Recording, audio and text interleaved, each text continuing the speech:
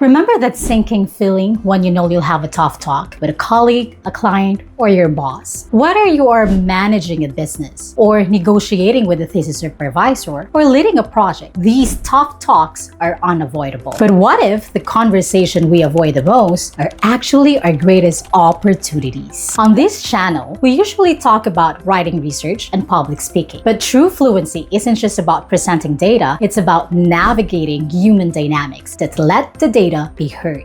As a communication strategist with published research papers on workplace dynamics, I'm not just giving you advice, I'm giving you a data-driven framework that turns conflict into collaboration. The ability to handle tough talks isn't just a soft skill anymore, it's a survival skill.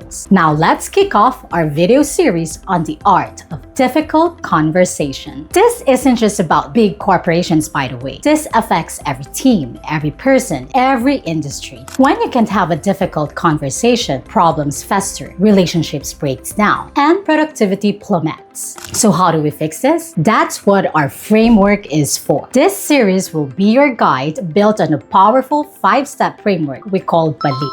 This structured approach, based on principles of effective communication, is proven to reduce defensiveness and increase collaboration. So if you're ready to master the art of difficult conversation, hit that subscribe button. In the dynamic landscape of the modern workplace, the rules of engagement have changed. A systematic analysis of over 5,000 publications confirms that communication skills have become the survival skills in the digital age. This isn't just a hunch, it's a proven trend. The demand for these competencies is reflected in labor market analysis, with communication ranking as the #1 most globally sought after skill for 2 consecutive years, according to LinkedIn. But what does that really mean? It means your ability to articulate your ideas, give constructive feedback, and navigate disagreements directly impacts your career trajectory, your team's success, and your company's bottom line. So let me give you a real-world example. Think about a project team tasked with launching a new marketing campaign. The graphic designer thinks the goal is artistic innovation. The copywriter thinks the goal is brand consistency. The project manager, afraid to step on any toes, never clarifies the primary objective in a direct conversation. What happens? Weeks are wasted. The final product is a mess. The client is unhappy, and everyone is frustrated and blaming each other. That entire failure, the loss of time, the damaged morale, could have been prevented with one difficult, clarifying conversation at the beginning. That's what we mean by a survival skill. It's the skill that helps you and your team navigate ambiguity to clarity, from conflict to collaboration. We all have that one coworker we'd rather avoid than confront, but this 5-step framework we call BALIK will give you the confidence to start. First, B stands for begin with intention. Before you even speak, take a moment to breathe. The goal isn't to win an argument, it's to solve a problem. The research shows that dialogues are frequently avoided because of a lack of planning and practice in navigating challenging dialogue. So approach the conversation with positive mindset like, I want to talk about this so we can work together effectively. This simple step disarms both you and the other person. Let's imagine a manager. We'll call her Anna. Anna manages a high-performing team, but one of her best employees,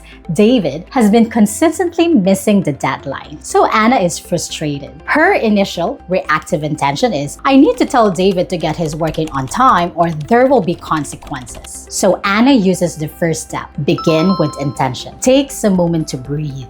The research shows that dialogues are frequently avoided because of lack of planning and practice. So Anna planned. She asked herself, what is my real goal here? It's not to punish David, it's to solve the problem and keep a valuable team motivated. She reframes her intention to, I want to understand what's causing David's missed deadlines and work with him to find a solution that gets the project back on track and supports him. Can you feel the difference? This simple internal shift changes the entire energy of the conversation from a confrontation to a collaboration. Second, A is for acknowledge and ask. Start with your observation, not your judgment. Instead of saying, you always do this, try, I've noticed this happen. Can you help me understand your side? These opens the door for dialogue rather than creating defensiveness. All people communicate within the context of individuals' perception, motivation, emotions, and intention. needs. Using this approach demonstrates high emotional intelligence, which has a direct relationship with conflict resolution styles. Now, Anna is ready to talk to David. Instead of leading with an accusation, she uses the next step: acknowledge and ask. So instead of saying, "David, you're falling behind, it's a huge problem," which would immediately put David on the defensive, she instead starts with her observation. Instead, she says, "Hi David, I wanted to check in. I've noticed on the last 2 project cycles that you've submitted your work a few days past the deadline. It's not the typical for you, as your quality is always so high. Can you help me understand what's been happening on your end?" She acknowledged his past good work, stated factual observation without judgment, and then asked an open-ended question. She has opened the door for dialogue and not a fight.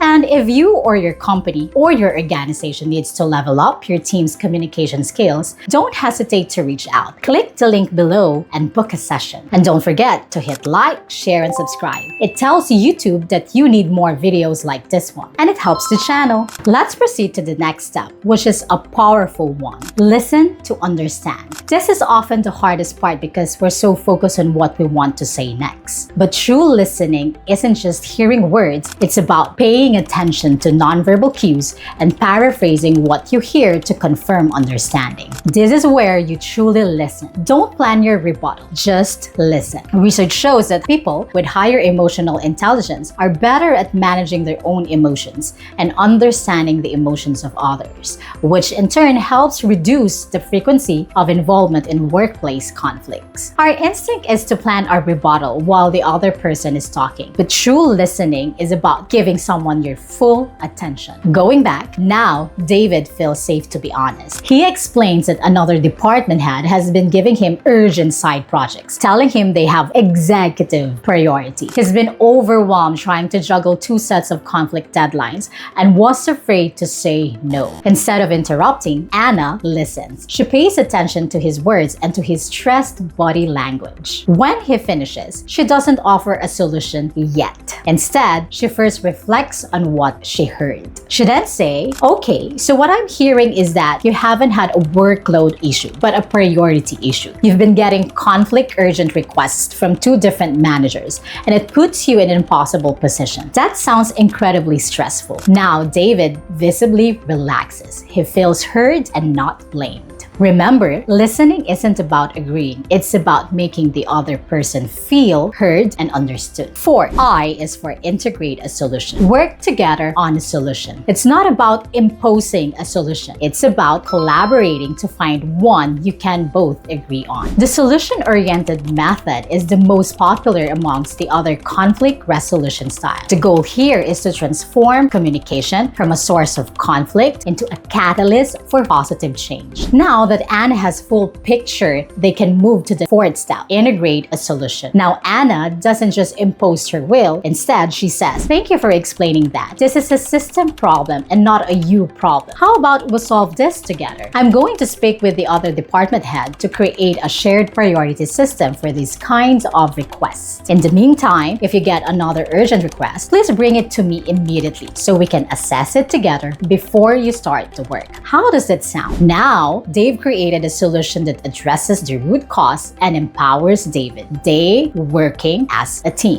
Finally, K is for know your next step. End the conversation with a clear shared plan. By engaging in this conversation, you can develop an individual management skills and promote professional growth. The act of following through on an agreed plan also leads to a better work engagement. Every successful, difficult conversation ends with know your next step. A conversation without a clear action plan is just a nice chat. Now, Anna concludes by saying, "Okay, so the plan is I will set up a meeting with the other manager this week. From now on, you will loop me in on any conflicting requests. Let's connect again next Friday to check in on how this new process is working." With that, they both know exactly what happens next. There is no ambiguity. By engaging this conversation, Anna has developed her management skills and promoted David's professional growth, leading to better work engagement for both of them. Each step is designed to transform a conversation from a dreaded confrontation into a productive, goal-oriented dialogue. This isn't just a theory, it's a practical, actionable plan that you can apply immediately. So remember this, the first step to mastering a difficult conversation is acknowledging its importance. It's not a sign of weakness, it's a mark of true professional strength. So if you or your company or organization needs to level up your team's communication skills, don't hesitate to reach out. Click the link below and book a session. And don't forget to hit like, share, and subscribe. See you in the next video.